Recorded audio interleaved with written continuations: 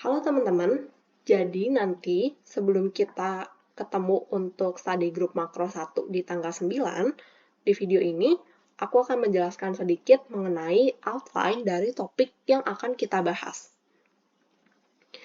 Nah, jadi untuk pertemuan pertama, kita akan mempelajari the science of macroeconomics, lalu yang kedua the data of macroeconomics, dan yang ketiga national income, where it comes and where it goes. Untuk ketiga chapter ini, itu dapat kalian pelajari di MenQ, dan ini juga sesuai dengan silabus kelas maupun silabus praktikum. Oke, kita bahas dulu untuk yang pertama, itu ada the science of macroeconomics. Jadi, di chapter ini, kita akan mempelajari bahwa makroekonomi, gitu kan, yaitu sebuah studi yang mempelajari ekonomi secara keseluruhan, itu melihat apa aja sih, gitu. Dan ketika para ekonom gitu ya ingin mencari tahu mengenai makroekonomi ini, ingin melihat fenomena apa yang terjadi, itu mereka akan menggunakan variabel-variabel apa aja gitu. Nah, utamanya ada 3 variabel yang mereka pelajari. Yang pertama itu ada inflasi, lalu yang kedua ada GDP, dan yang ketiga itu ada unemployment rate. Kemudian, dari variabel-variabel ini, nanti para ekonom itu akan menggunakan tools-tools gitu yang membantu mereka untuk mendapatkan insight.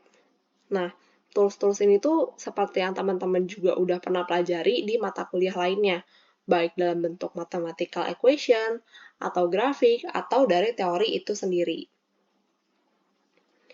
Nah, kita juga akan belajar asumsi apa aja yang dipegang oleh para ekonom ketika mereka menggunakan tools-tools tadi. Seperti itu. Itu untuk yang the science of macroeconomics. Lalu, kedua, kita akan belajar bab the data of macroeconomics. Intinya, di chapter ini, kita itu akan mempelajari 3 variabel tadi nih yang udah aku sebutkan, yaitu inflation, GDP, dan juga unemployment rate. Di sini bisa kalian lihat ada 3 subbab ya. Yang pertama itu measuring the value of economic activity dalam bentuk GDP. Gitu. Jadi, kita akan menghitung bagaimana sih value dari barang dan juga jasa yang dihasilkan oleh suatu perekonomian. Lalu yang kedua, kita juga akan belajar tentang total cost dari membeli barang dan juga jasa yang dikeluarkan oleh typical consumer. Dari sini, kita jadi bisa tahu nih, kira-kira berapa sih cost of living, dan juga mencari tahu perubahan harga barang dan juga jasa dalam pasar, gitu, atau mengukur inflasi dari si CPI ini. Dan terakhir, kita juga akan mempelajari lebih dalam mengenai si unemployment rate ini, atau persentase labor force yang menganggur. Itu untuk yang the data of macroeconomics. Nah, tadi di chapter 2 gitu, di bab 2, kita itu udah belajar sedikit nih mengenai GDP atau national income. Nah, di chapter 3 ini kita akan mempelajari lebih dalam gitu, seperti judul babnya ya, national income, where it comes and where it goes gitu. Jadi kita akan mencari tahu kira-kira national income ini tuh berasal dari mana gitu, atau dalam kata lain, supply-nya itu dari mana sih?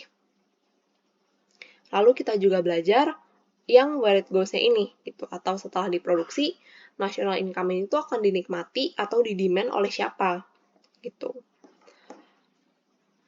Untuk menjawab pertanyaan ada di judul ini, kita lihat dulu nih di subbab yang pertama, yaitu what determines the total production of goods and service. Jadi kita akan cari tahu kira-kira jumlah barang diproduksi itu ditentukan oleh siapa gitu. Nah, dalam bab ini kita tahu kalau misalkan jumlah barang ini akan ditentukan oleh kapital dan juga labor. Lalu yang menjadi pertanyaannya adalah berapa nih jumlahnya? Nah, itu akan terjawab di subbab yang kedua, yaitu how national income distributed to the factors of production. Di sini kita akan mencari tahu kalau firm itu menentukan jumlah labor dan kapital yang mereka gunakan berdasarkan marginal productivity-nya. Nah, setelah kita tahu jumlahnya, kita juga akan belajar gimana labor dan kapital menikmati hasil kerja mereka gitu, atau gimana sih national income ini terdistribusi di antara keduanya. Kemudian kan kita udah tahu gimana sih dari sisi supply-nya gitu. Nah, selanjutnya kita akan belajar dari sisi demand-nya. Makanya di subbab What Determines the Demand for Goods and Service, kita itu akan mempelajari kalau ternyata demand ini tuh berasal dari consumption, investment, government spending, dan juga net export gitu. Cuma karena asumsinya kita itu masih close economy, maka si net exportnya ini kita abaikan dulu.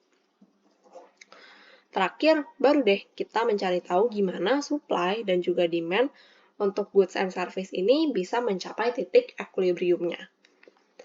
Nah, kira-kira itu topik yang akan kita bahas di tanggal 9 nanti, dan tentunya akan ada beberapa latihan soal juga biar kita lebih paham dengan materi-materi ini.